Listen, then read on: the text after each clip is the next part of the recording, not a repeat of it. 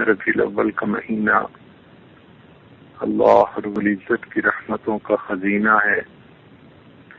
ربیع کا لفظی معنی بہار ہوتی ہے، تو روحانی طور پر یہ بہار کا مہینہ ہے۔ نبی علیہ الصلوۃ والسلام کی سیرت مبارکہ کے متعلق کچھ باتیں کر کے آپ کے عشاق کی فہرست میں اپنا نام لکھوانا مقصد ہے۔ ہم اس قابل تو نہیں کہ آپ صلی اللہ علیہ وسلم کی سیرت کو بیان کر سکیں۔ کہنے والے نے تو یہاں تک کہا، 1000 بار بشویم دہن بمشک و گلاب، انوز نام تو گفتن کمال بے ادبی۔ کہ اللہ کے حبیب صلی اللہ علیہ وسلم، میں 1000 بار بھی اپنے منہ کو مشک اور گلاب سے دھو لوں، پھر بھی آپ کا نام نامی اس میں گرامی لینا میرے لیے بے ادبی کی مانند ہے۔ نبی علیہ الصلوۃ والسلام کو اللہ رب العزت نے جزیرہ عرب کے اندر بھیجا۔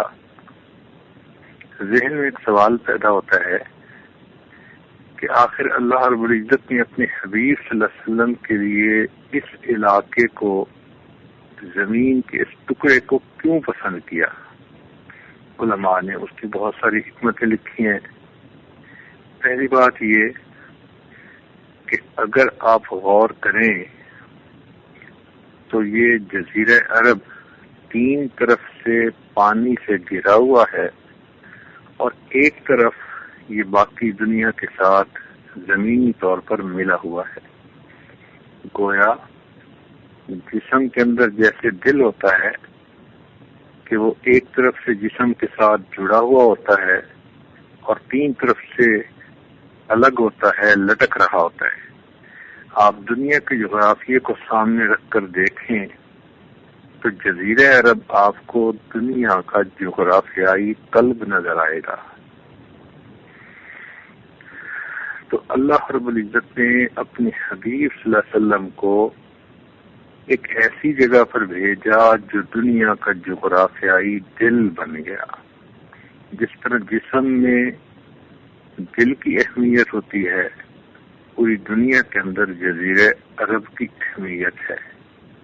اسی لیے بیت اللہ شریف جہاں بنا ہے، اس بارے میں نبی علیہ الصلوۃ والسلام نے ارشاد فرمایا کہ جب زمین کی ابتدا ہوئی تو سب سے پہلے زمین یہاں سے بننی شروع ہوئی، تو اس لیے اس کو اول عالم، مرکز عالم اور وسط عالم کہا جاتا ہے۔ گویا پوری دنیا کا جغرافیائی لحاظ سے وہ مرکز بنتا ہے۔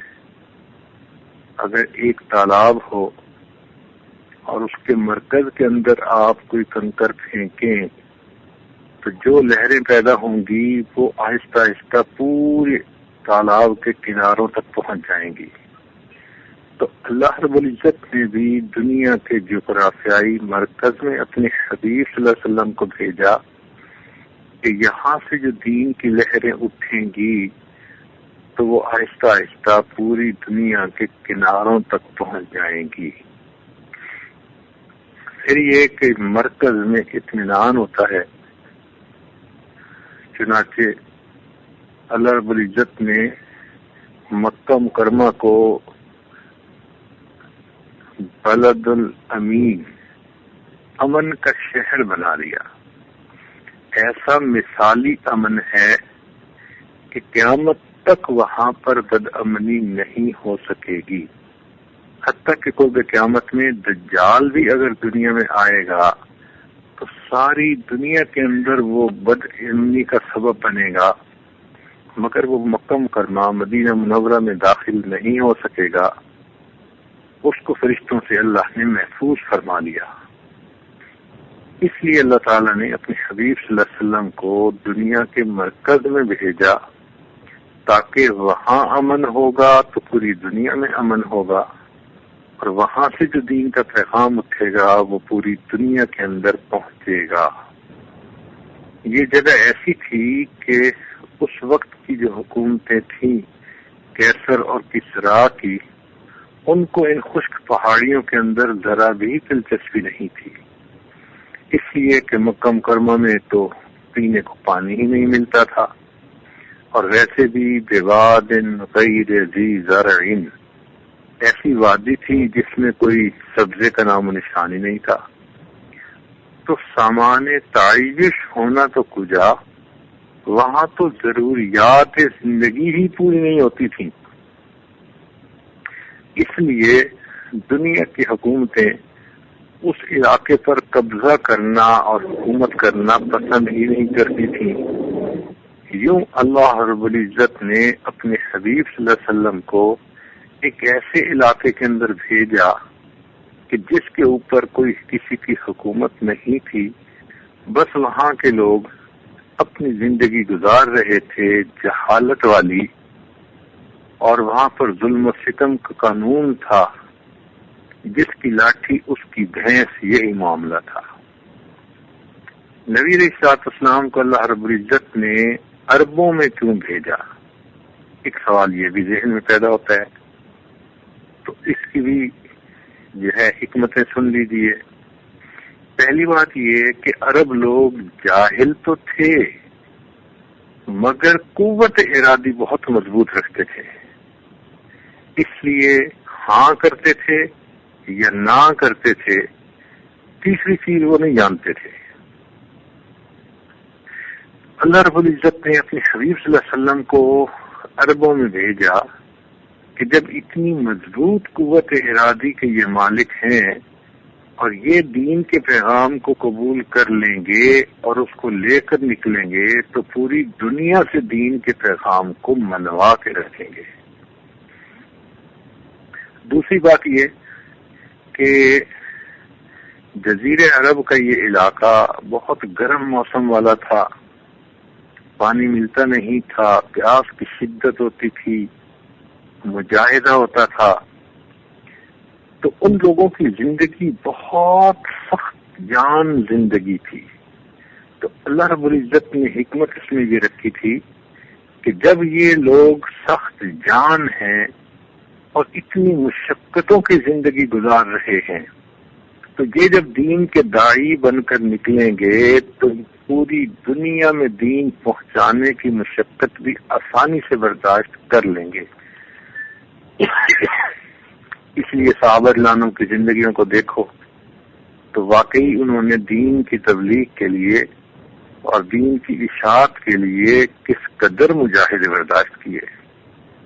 پھر ایک تیسری حکمت یہ بھی تھی کہ عرب جو ہیں یہ فصیح اللسان لوگ تھے، ان کو اپنی زبان دانی پہ بہت ناز تھا، اسی لیے اپنے آپ کو عرب کہتے تھے اور باقی پوری دنیا کو عجم کہتے تھے۔ عجم کا معنی گنگا، کہ ہم تو فصاحت کے ساتھ اپنی بات کو بیان کر سکتے ہیں اور باقی لوگوں کی جو زبان ہے اس میں تو اتنی وسعت ہی نہیں۔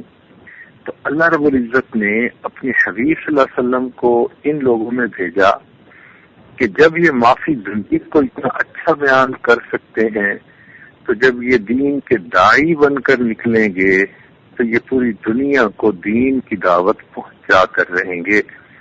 اس لیے اللہ رب العزت نے اپنے پیارے حبیب صلی اللہ علیہ وسلم کو جزیرے عرب میں پیدا کیا اور عربوں میں ان کو بھیجا۔ یہ نقطہ ذہن میں رہے کہ نبی علیہ السلام تاریخی اعتبار سے پوری روشنی کے زمانے میں آئے۔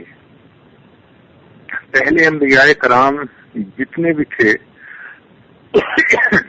ان کی زندگیاں تاریخ کے اندر محفوظ نہیں ہیں، حتیٰ کہ حضرت عیسیٰ علیہ السلام جب آسمانوں پر اٹھائے گئے اس کے 100 سال کے بعد بائبل کو لکھا گیا۔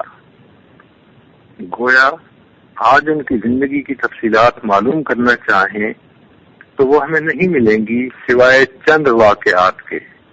حضرت موسیٰ علیہ السلام کی زندگی کی تفصیلات نہیں ملیں گی سوائے چند واقعات کے۔ حضرت ابراہیم علیہ السلام کی زندگی کی تفصیلات نہیں ملیں گی سوائے چند واقعات کے، مگر نبی علیہ السلام تاریخی اعتبار سے پوری روشنی کے زمانے میں تشریف لائے، لہذا اللہ رب العزت کے حبیب صلی اللہ علیہ وسلم کی پوری زندگی محفوظ. آج آپ اگر آپ صلی اللہ علیہ وسلم کی زندگی کے بارے میں پڑھنا چاہیں تو آپ کو ہزاروں کتابیں ملیں گی. چنانچہ یہاں ہمارے ملک میں ایک ایسا شخص ہے جس کو سیرت کے اوپر کتابیں جمع کرنے کا شوق ہے. اس نے اپنے گھر میں سیرت کے اوپر مختلف زبانوں میں جو کتابیں لکھی گئی ہیں ان کو جمع کیا ہے. تو مجھے پتہ چلا کہ اس کی لائبریری میں 40,000 کتابیں صرف سیرت کے اوپر ہیں. اللہ اکبر کبیرہ. نبی علیہ الصلوۃ والسلام کی ذات بابرکات کے اوپر 40,000 کتابیں ایک لائبریری کے اندر ہیں. اتنی محفوظ زندگی کی مثال تاریخ میں کہیں نہیں ملتی. چنانچہ آپ شمائل ترمذی پڑھ کر دیکھیے، نبی علیہ الصلوۃ والسلام کے سراپا مبارک کے بارے میں تفصیل، آپ کے سر مبارک کے بال کیسے تھے، پیشانی مبارک کیسی تھی، ابرو کیسے تھے، پلکیں کیسی تھیں، آپ کے گال مبارک کیسے تھے، آنکھیں کیسی تھیں، بینی مبارک کیسی تھی، آپ کے دانت مبارک کیسے تھے، آپ کے ہونٹ کیسے تھے، گردن کیسی تھی، سینہ، بازو، پاؤں، ٹانگیں، جسم کی رنگت، حتیٰ کہ آپ صلی اللہ علیہ وسلم کی جو ریچھ مبارک ہے اس کے بارے میں بھی تفصیلات، اور اس میں کتنے سفید بال تھے یہ بھی محفوظ ہے کتابوں کے اندر. پھر آپ صلی اللہ علیہ وسلم کس کھانے کو پسند فرماتے تھے، آپ کا لباس مبارک کیسا تھا، آپ کا بستر کیسا تھا، آپ کی گھر کی زندگی کیسی تھی، آپ کی سواری کیسی تھی، آپ کا عصا کیسا تھا. ایک ایک چیز کے بارے میں تفصیلات موجود ہیں. کسی کی زندگی کے بارے میں اتنی تفصیلات آج دنیا میں موجود نہیں. حتیٰ کہ بعض مغربی مفکرین نے بھی یہ کہا کہ he was born in the full light of history, کہ نبی علیہ الصلوۃ والسلام تاریخ کی روشنی کے زمانے میں تشریف لائے. تو یہ بھی ہمارے اوپر اللہ کا احسان کہ اللہ تعالیٰ نے ہمیں جو قائد عطا کیے، جو رہبر و رہنما عطا کیے، ان کی زندگی کی تفصیلات موجود ہیں. ہم ایک ایک چیز پڑھ کر اس کے مطابق اپنی زندگی کو سنوار سکتے ہیں.